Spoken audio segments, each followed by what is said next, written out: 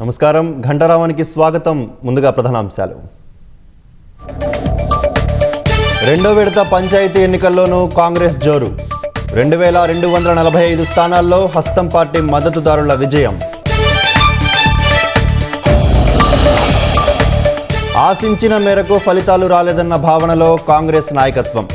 ఎమ్మెల్యేలు, నియోజకవర్గాల ఇన్ఛార్జీల పనితీరుపై అసహనం. నేడు బీజేపీ జాతీయ కార్యనిర్వాహక అధ్యక్షుడిగా నితిన్ నబీన్ ప్రమాణం. హాజరు కానున్న అగ్రనేతలు, సంక్రాంతి తర్వాత పూర్తి స్థాయి బాధ్యతలు. నేటి నుంచి సోషల్ మీడియా ఖాతాలు పరిశీలించనున్న అమెరికా. H1B, H4 వీసా దరఖాస్తుదారులకు వర్తింపు.